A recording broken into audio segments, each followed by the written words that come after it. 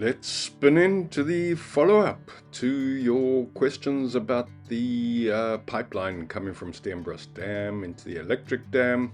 Let's get a closer look.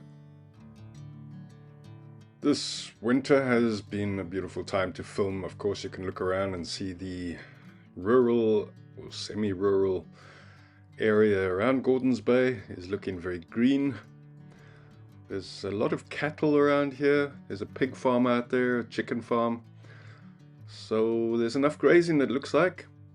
And there's our view looking out towards False Bay, coming across now the opposite direction.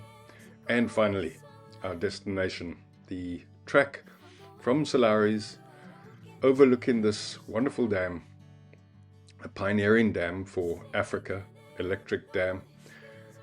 And there's the Lowry's Pass. But the reason why we're here is to take a closer look at this pipeline. Well, at least to that little section there. We wanted to get in close and have a look-see.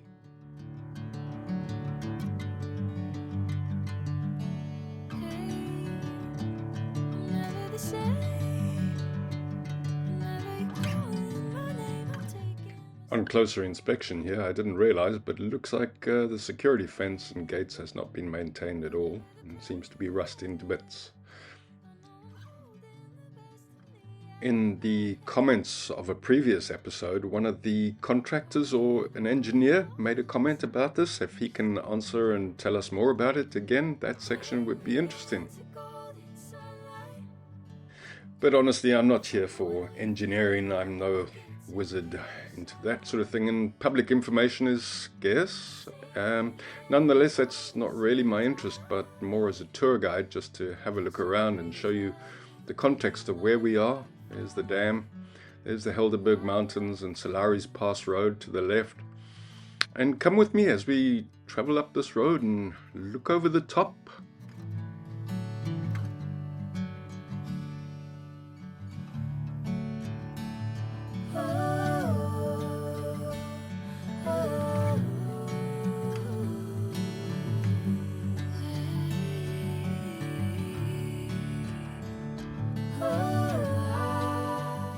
It's August now, and September will be the beginning of spring. And as you can see there, the proteas, those what look like yellow ones, those are leucodendrons, and they are starting to flower.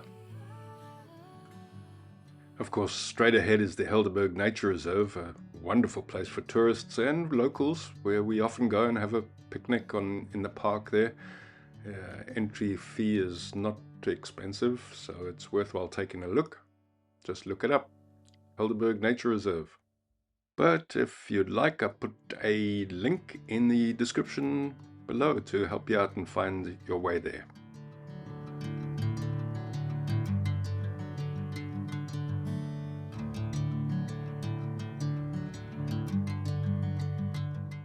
And as we rise up towards the dam, there's the two sentinel rocks guarding the entrance to the view to the dam. Rising up now, having a look at what once used to be covered in trees. That was pine and blue gum plantations there for timber. And what remains is just what's on those islands down below there. A few trees, probably blue gum, but that was the first dam. The second dam, of course, you know, I've shown you before, that's the Forbidden Dam Wall. You want to have a look at that, I'll put the link in the description as well.